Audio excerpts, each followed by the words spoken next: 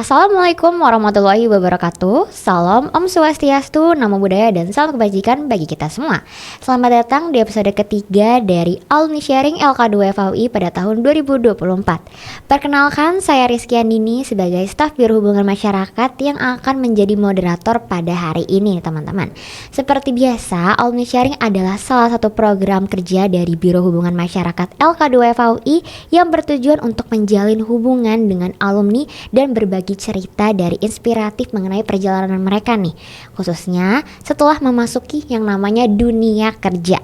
Kami harap dengan cerita-cerita ini bisa menjadi kisah yang inspiratif untuk teman-teman dan juga menjadikan pembelajaran untuk teman-teman dari LK2 FAUI sendiri nih. Nah, pada episode kali ini kita akan melanjutkan dari episode kedua yang tadi udah kita bahas tentang perkuliahan. Sekarang kita akan lebih berbicara mengenai soal karir nih, Mbak. Nah, dengan alumni yang sama yaitu Mbak Vina ATSH nih, atau kerap kita sapa dengan Mbak Vina, mungkin boleh disapa dulu kali ya Mbak, teman-teman di sini. It's nice to see everyone again. Gimana kabar Mbak lagi hari ini? Masih baik Masih sih. baik. Baru 15 menit yang lalu kalau nggak salah selesai. Iya, nggak apa-apa Mbak.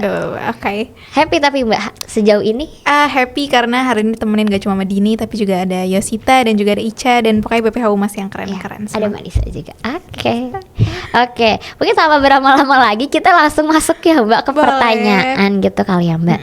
Nah Mbak, aku mau nanya lebih ke cerita Mbak ketika lulus habis itu dapat kerja itu gimana sih Mbak kalau boleh tahu? Oke, jadi mungkin sekarang aku sedikit disclaimer, aku sekarang lagi kerja di salah satu multinational company di Indonesia, di Danone. Salah satu produknya itu adalah Aqua. Aku nggak marketing ya by the way, buat menjelaskan ya guys. Itunya Aqua, Fit, Maizen dan lain-lain. Dan aku pokoknya kerjanya di Danone sebagai tim hukumnya. Kenapa aku bisa dapet? Mungkin sekalian aja kali ya aku sedikit cerita agak panjang dan mungkin nanti bisa di follow up question aja. Jadi long story short, sebenarnya kerjaan aku yang sekarang, aku baru lulus Agustus 2024 kemarin dan aku juga baru masuk ke Danone sebagai karyawan itu per Agustus. Tapi sebelum itu sebenarnya aku adalah tenaga intern magangnya dari bulan Januari gitu. Jadi long story short, pokoknya mungkin ini sedikit being arogan tapi mungkin dari manajernya udah kayak cocok kali ya kerja sama aku, terus kayak dia nanya, Vina lulusnya kapan, terus habis itu mau nggak kalau misalnya ngelanjutin di sini. Dan sebenarnya terus ya udah kan, karena aku cocok sama working environment-nya, terus aku ngerasa sangat belajar, terus juga aku happy banget selama di sana. Ya aku bilang kayak oke, boleh deh Mbak gitu. Nah ya udah, jadi sebenarnya it's been a year aku di sana. Aku udah beneran setahun di sana. Pertama kali aku ngobrol sama manajernya tuh akhir Desember, per tanggal 19 Desember. Dan sekarang kita udah tanggal 21 Desember ketika kita ngerekam ini. Jadi sebenarnya aku udah setahun di sana dan aku ngerasa banyak banget belajar. Jadi waktu itu kenapa aku bisa dapat adalah karena aku awal dari intern, dan kemudian karena aku dari intern dan merekanya juga nanyain aku mau lanjut apa enggak, dan alhamdulillah dikasih kesempatan sama Tuhan untuk bisa ngelanjutin di sana. Sebenarnya kalau singkatnya gitu sih, Din. Tapi keren banget loh Mbak, langsung dapat kerja setelah lulus tuh keren banget menurut aku. Alhamdulillah. Iya, keren banget Mbak.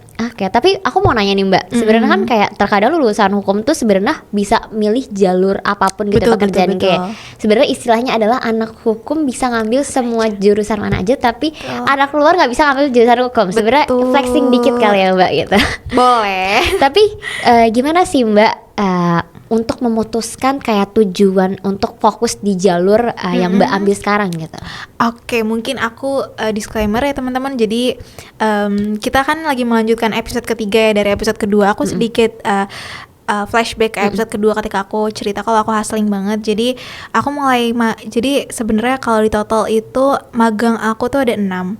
Jadi aku udah magang di 6 tempat berbeda, dan sebenarnya tapi magang pertama aku tuh nggak legal. Aku tuh justru baru legal tuh 3 magang terakhir aku, dan 3 magang pertama aku tuh justru aku bergeraknya di marketing communication, di organizational development, karena I feel feel like kayak bener yang diceritain sama Dini bahwa aku ngerasa kayak aku gak cocok ngedrafting, aku gak cocok sama bikin legal opinion gitu-gitu. Menurut aku tadinya itu tuh terlalu strict, terlalu kaku, kayak aku gak bisa explore. Sedangkan aku merasanya aku tuh tipikal creative thinking, aku yang punya kayak gitu dan bisa aku salurkan ketika aku jadi seorang markom, ketika aku jadi HR gitu. That's why aku juga di LK2 ini aku sebagai manajer posdem teman-teman, aku nggak di core competence-nya karena memang aku suka ngurusin orang gitu.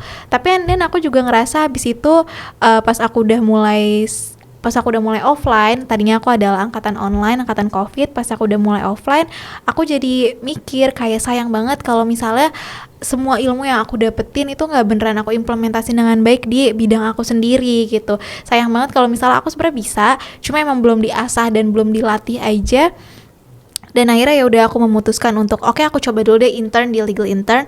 Legal intern pertama aku tuh di rumah sakit UI.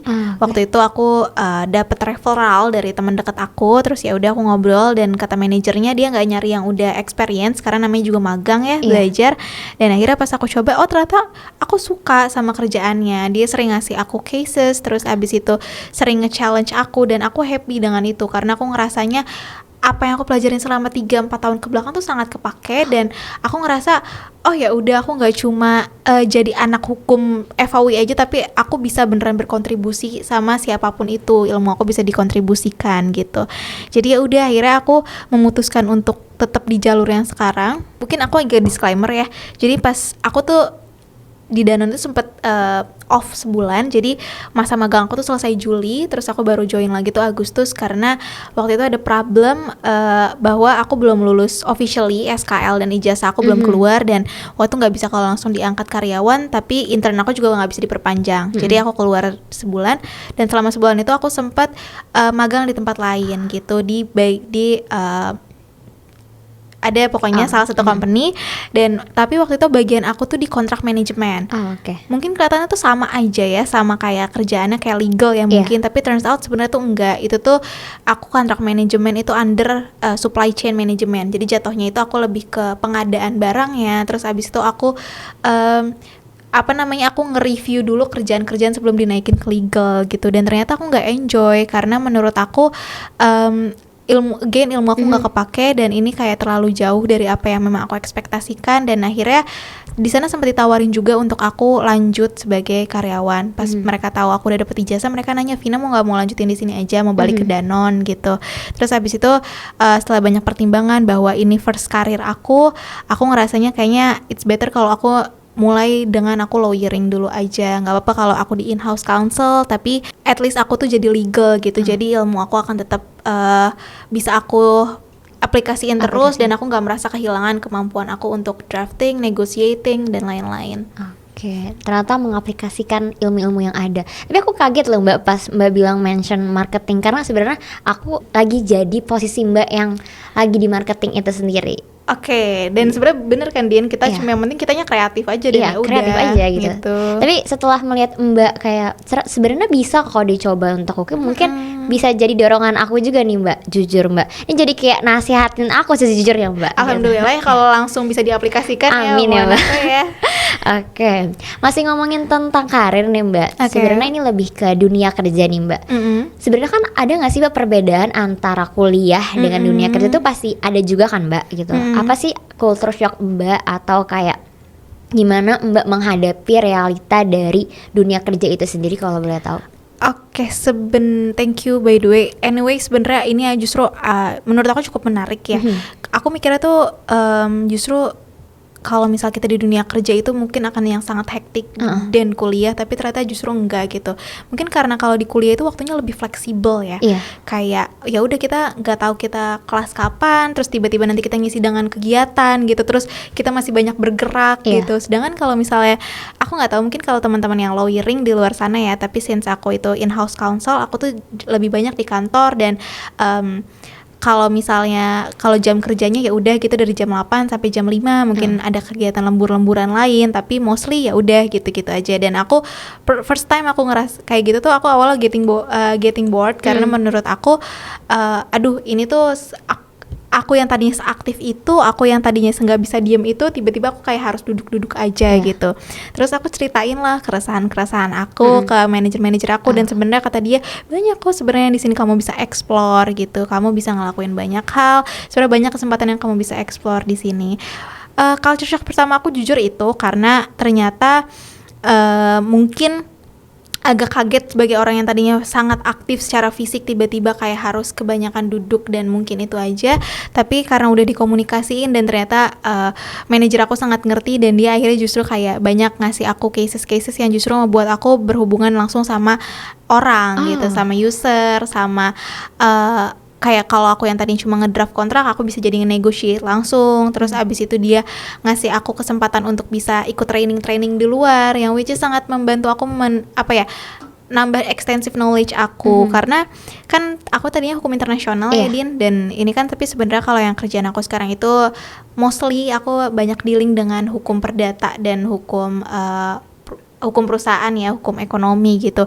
Dan karena dia ngerti itu, aku jadi sering banget dikasih training di luar untuk supaya aku tuh bisa punya lebih banyak kemampuan atau pengetahuan terkait hukum-hukum yang tadinya aku nggak terlalu familiar gitu. Dan alhamdulillah aku jadi happy karena aku tetap dikasih kesempatan untuk learning by doing, tapi aku nggak ketinggalan apa yang jadi main responsibility aku gitu sih. Keren banget berarti ya, kayak dari keresahan jadilah pengalaman baru, terus juga ilmu baru gitu ya Mbak. Oke. Jadi apa-apa pokoknya yang penting dikomunikasiin aja sih. Dikomunikasiin dengan satu sama lain. Betul. Dalam melakukan hal itu Mbak, sebenarnya ada nggak sih Mbak tantangan atau kayak pengalaman yang susah banget untuk dikerjain gitu Mbak selama bekerja gitu Mbak?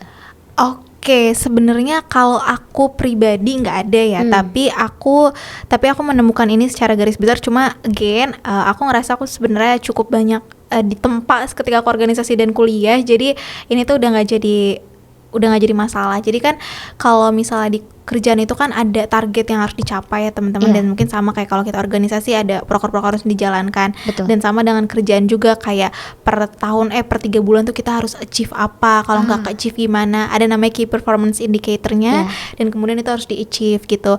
Somehow kayak itu berasa banget ketika lagi dikejar target tuh tiba-tiba kerjaan tuh menumpuk all at once, terus habis itu sedangkan manpower tuh karyawannya tuh terbatas banget, tapi ini harus diselesaikan within a week, within a month gitu, dan itu kadang berasa banget. Itu yang bikin capek, itu karena deadline-nya mungkin suka berasa gitu. Tapi sebenarnya karena mungkin juga kita ketemu sama orang-orang dengan kepribadian beda, dengan dari generasi yang berbeda-beda, kadang juga mereka sebenarnya cukup pengertian gitu. Kayak mereka tahu kayak mungkin ini cukup menyulitkan, dan mereka juga kayak menggunakan 3 kata ajaib, 3 words magic tuh gampang buat mereka. Jadi kayak maaf ya Bang repotin, makasih udah dibantuin padahal udah bukan jam kerjanya. Dan sebenarnya tuh sengaruh itu sih untuk kita yang lagi kayak capek banget, tapi kayak mereka tetap menjaga kesopanan dan attitude-nya, dan itu sangat kayak bikin aku ngerasa happy karena again culture-nya se-supportive itu dan se-terbuka itu kalau misalnya memang kita make mistakes, dan being kayak fragile gitu, karena mereka juga agile aja gitu. Menurut aku itu bener banget Mbak. Jadi walaupun capek, tapi ketika lingkungan itu memang mendukung, terus juga baik, itu menurut aku jadi bikin tetap semangat untuk berada dan mengejar KPI yang ada. Jadi gimana kalau di LK2? Seru banget, tapi gimana ya? Ini bisa diomongin di belakang mungkin ya. Oke, nanti ya gitu lah ya. Oke, tapi Mbak, aku mau nanya lagi nih Mbak. Sebenarnya ada nggak sih keterampilan khusus ataupun kayak soft skill yang harus kita kita gali lagi atau kita kembangin lagi selama di kuliah ini untuk bisa survive. Bisa menjadi bekal gitu Mbak untuk nanti ketika kerja gitu Mbak. Oke, ini yang selalu manajer aku sampein kayak dimanapun aku bekerja ya. Mereka selalu bilang kalau jadi anak hukum tuh nggak boleh malas baca. Gitu, mungkin kayak kontrak itu gitu-gitu aja. Mungkin emang udah ada template-nya dari sananya, atau kayak udah yang penting ketentuan-ketentuan yang perlu dimasukin udah ada gitu. Tapi sebenarnya being anak hukum yang penting jangan malas baca, karena kita nggak pernah tahu loophole-nya di mana. Kita nggak pernah tahu apa yang mungkin nanti akan jadi masalah ke depannya. Jangan sampai malas baca, karena bagi anak hukum, bagi kita itu satu kata aja tuh bisa bisa berarti banyak hal gitu. Make sure kita rajin baca supaya kita bisa menghindari kemungkinan kita malah justru ngalamin loss di depannya. ketika aku jadi legal di perusahaan, aku tuh jadi banyak mikir dari bisnis side-nya. Aku nggak boleh sampai ngerugiin bisnis aku, nggak boleh sampai ngerugiin company aku. Jadi manajer aku selalu bilang bahwa ini harus di review bener-bener, karena kalau enggak loss kita bisa gede gitu, dan itu nggak boleh gitu, nggak bisa sampai kita ngelibatin atau nge-impact ke company-nya.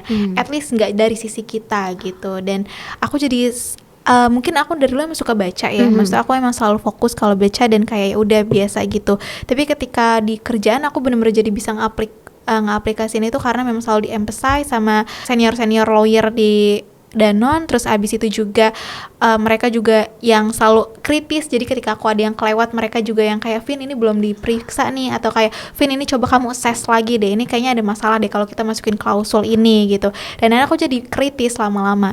Jadi yang penting adalah ada alasan kenapa kerjaan kita tuh cuma baca, ada alasan kenapa dosen kita tuh nyuruh kita baca jurnal, nyari jurnal sebanyak-banyak aja, jangan cuma pakai artikel karena itu cuma pendek dan kayak itu opini kadang-kadang. Ada alasan kenapa jurnal, karena emang ngebaca data itu penting banget ketika kita udah di dunia kerja. At least ini untuk lawyer ya, untuk calon lawyer ya gitu. Oke, berarti kata kuncinya adalah membaca gitu ya, Jangan membaca malas baca. sebanyak-banyaknya juga. Jangan cuman kalau belajar, jangan cuman belajar baca dari diktat. Nah itu lagi. itu kebiasaan buruknya anak Eva. Aduh, Tapi itu juga aku lagi, Mbak. Aduh, maaf banget ya. Tapi dari sini akhirnya oke, mungkin harus lebih banyak membaca semuanya. Oke. Karena biar nggak rugi aja sedikitnya sih yang penting bener gitu sih. sih, Wak. Oke, Mbak, dalam membangun sebenarnya soft skill juga nih, Mbak, apakah ada peran dari LK2 FHU ini sendiri untuk membangun soft skill itu sendiri, Mbak? Oke, actually banyak sih.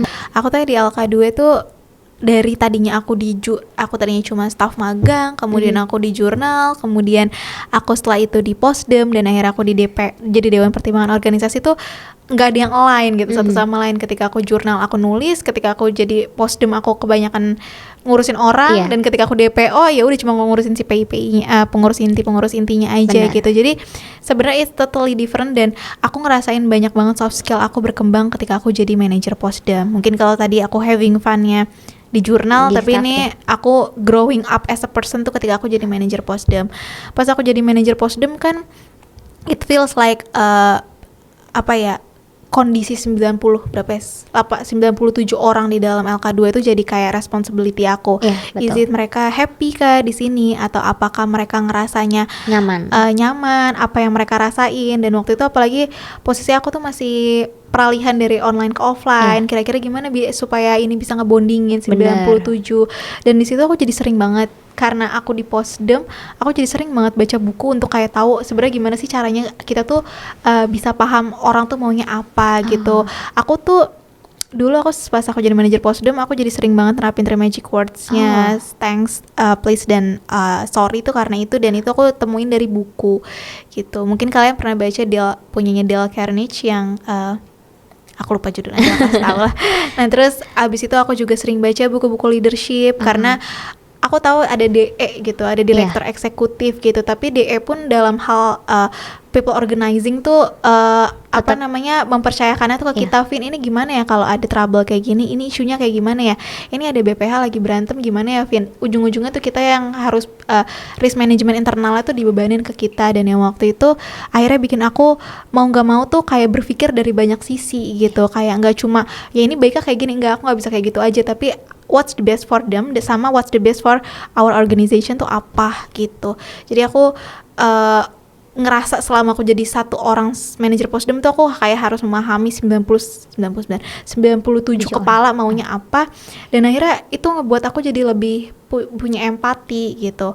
Aku lebih bisa ngerasain orang tuh gimana. Aku nggak being people pleaser, karena maksudnya aku bukan yang akhirnya nge-serve mereka maunya apa, tapi aku jadi sebelum aku ngambil keputusan, aku jadi selalu mempertimbangkan orang lain terlebih dahulu. Yang tadinya mungkin aku kayak, ya kan harusnya kayak gini gitu. Aku sekarang tuh jadi tipikal orang yang kayak, kalau kayak gini gimana ya yang lain gitu. Jadi aku lebih thoughtful, terus abis itu juga aku ngerasanya lebih wise since aku jadi manajer Posdem gitu. Dan akhirnya yang kepake di kantor adalah orang-orang ngeliat aku tuh tetap kayak kritis, tapi maksudnya aku tetap ngikutin pace mereka dengan fast, tapi mereka juga ngeliat akunya tuh nggak yang tipikal kayak suka marah-marah juga gitu. Walaupun ada yang salah kayak masalah tuh diselesaikan dengan baik gitu, dan feedback dari orang-orang yang kerja sama aku juga enak karena akunya bukan tipikal yang kayak maksain sesuatu, tapi ya udah apa yang terbaik aja gitu buat kita gitu sih. Ternyata bener berguna banget ya Mbak. Seberguna itu. Jadi nggak cuma bisa belajar dari perkuliahan, tapi emang penting banget organisasi ini dalam dunia karir kita sendiri ya. Jadi Mbak. join Posdem ya. Ya oke, join humas deh guys, jangan join ya join sekalian maunya gimana Iya, deh, gitu. betul. Oke, ternyata ini jadi pertanyaan terakhir Mbak. Oke. Tapi seperti biasa sebelum kita tutup, pesan untuk para pembaca mungkin Mbak soal karir. Ya pendengar. Oke, guys, aku mungkin sedikit disclaimer ya. Ini aku mau cerita juga bahwa ini salah satu keuntungan kalau kalian join organisasi atau kalian punya banyak jejaring. Aku di Danone itu kan aku tadi cerita sejak aku intern ya, Din. Tapi sebenarnya to be frankly honest, aku bisa dapat intern ini karena referral aku tuh orang LK2 gitu. Dia itu tuh Reshita tuh dulu direbitnya di LK2, dan ketika aku lagi datang ke musyawarah besarnya LK2 tahun lalu, aku lagi ngobrol sama Reshita. Gimana di Danone gitu-gitu. Dia awalnya intern di sana, previous intern di Danone, dan aku sebenarnya nggak ada rencana untuk ngehubungin Reshita untuk nanya kayak ada nggak sih lagi nyari intern, nggak kayak gitu. Tapi justru Reshita waktu itu yang cerita sama aku duluan kayak Vin lagi buka nih, mau nggak gitu. Kalau aku nggak pernah join LK2, kalau saat itu aku nggak datang mubes, dan kalau misalnya ternyata aku tuh tetap jadi kayak kutu aja gitu, kupu-kupu aja kuliah pulang, mungkin aku nggak akan ketemu Reshita, nggak akan punya conversation itu, dan mungkin nggak akan sampai di Danone sekarang. Karena aku pernah ngobrol sama Reshita hari itu, dan Reshita jadi bisa jadi referral aku ke manajer aku sekarang. Jadi aku punya kesempatan itu karena waktu itu kan juga mereka kan pasti nanya ke Reshita dulu, ini gimana calon yang kayak gini, dan Reshita juga akhirnya kan nge-branding aku kayak gimana supaya bisa diterima gitu. Jadi it's not ordal ya guys, karena aku juga ngelewatin proses screening, interview, dan aku tetap ngelewatin selection proses yang tetap panjang gitu. Tapi karena aku tetap berusaha punya koneksi karena aku ikut organisasi, dan itu LK2, aku perlu thanks to LK2 karena bisa ngebawa aku ke tempat kerja aku sekarang. Ini benar-benar tempat yang tepat untuk kalian bisa nambah koneksi dan jejaring gitu. Jadi join LK2 untuk mencari koneksi lebih banyak. Nah, gitu. Oke, mantap. Oke, terima kasih banyak untuk Mbak Vina yang telah berbagi pengalamannya yang cukup sangat menarik sih Mbak ini. Sangat menarik, beneran. Wah, keren banget gitu ya Mbak. Pokoknya pengalaman sangat berharga banget untuk hari ini gitu. Nah, sebelum kita tutup pada sesi hari ini, jangan lupa untuk terus mengikuti episode-episode berikutnya. Jangan lupa untuk juga subscribe YouTube kita, dan semuanya di follow kali ya gitu ya. Oke, sampai jumpa di episode berikutnya. Saya Rizky Andini undur pamit. Wassalamualaikum warahmatullahi wabarakatuh. Om Santi Santi, Om Namo Buddhaya, dan salam kebajikan bagi kita semua.